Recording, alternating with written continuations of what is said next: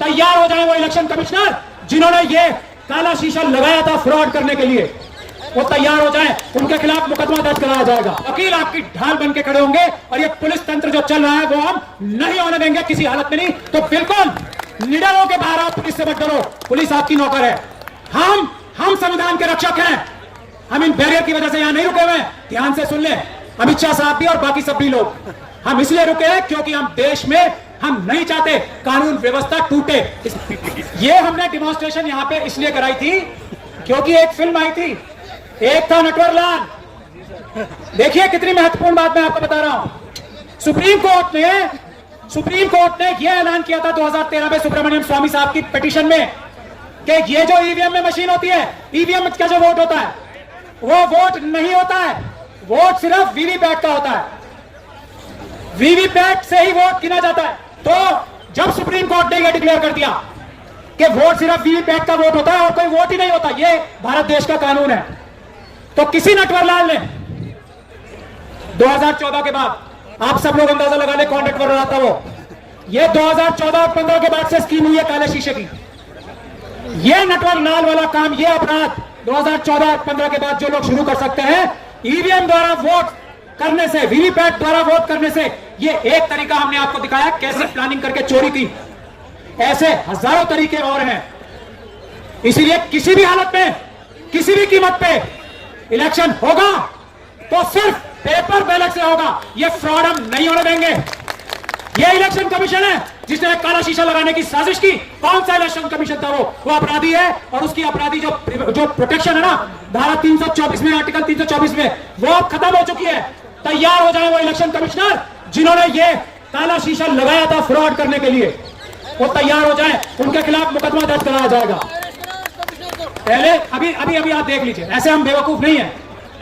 एक हम बचपन से नारा लगाते आए हर इलेक्शन में, मोहर लगेगी किसी भी जगह, वो नाम नहीं लेना है, मोहर लगेगी कि जब आप बटन दबाओ, बेवकूफ है जो बटन दबाना चाहते हैं। हम तो मोहर ही लगाएंगे, मोहर लगाएंगे और पेपर बैलेट पे मोहर लगाएंगे। जो आदमी मना करता है हमारी पुराने नारे को, वो देशद्रोही है, वो आतंकवादी है, वो भारत का संविधान खत्म करके पार्लियामेंट खत्म करना चाहता।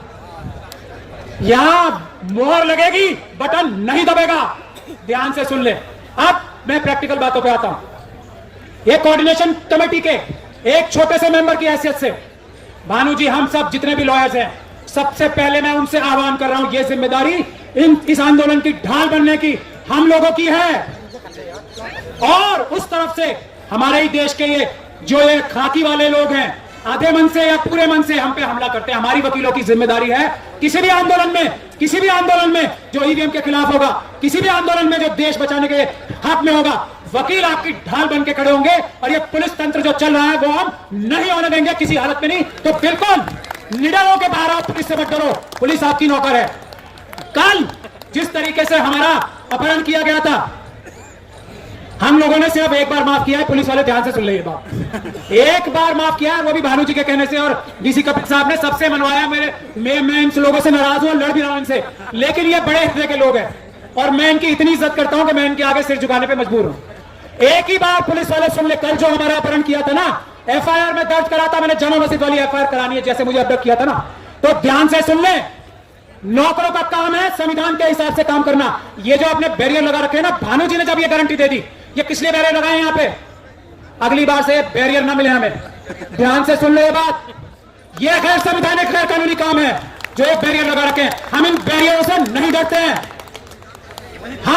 हम संविधान के रक्षक हैं, हम इन बैरियर की वजह से यहां नहीं रुके हुए।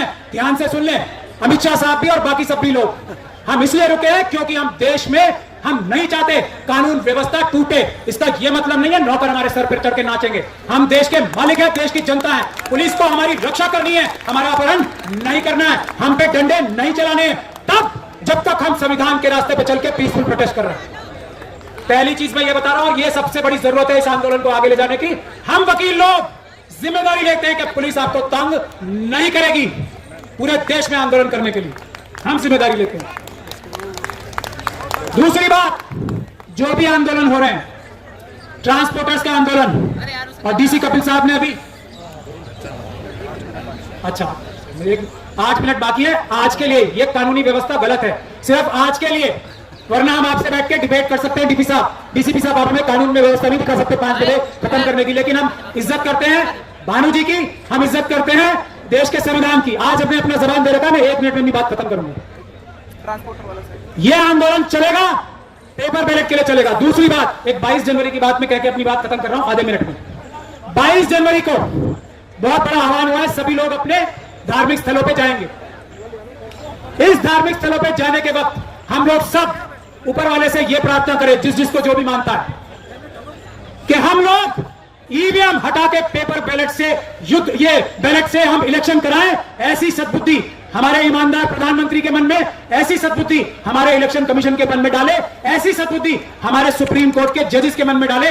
ये हम चाहते हैं कि हर एक व्यक्ति 22 जनवरी को ये अपने अपने आराध्य, अपने अपने रिस्पेक्टेड, जिसको भी वो ऊपर वाला मानता है, ये प्रार्थना भी करे। और जो लोग इस प्रार्थना को नहीं सुनते, उनको इस दुनिया में भी और आने वाली दुनिया में भी सजा दे ऊपर वाला, ऐसी हम गुजारिश और रिक्वेस्ट करते हैं। सब लोग ये प्रार्थना करें। बहुत बहुत धन्यवाद। कहने तो बहुत कुछ है, बाद में कभी कहेंगे, अभी तो ये शुरुआत है, आगे और लड़ाई है। मैं भानु जी को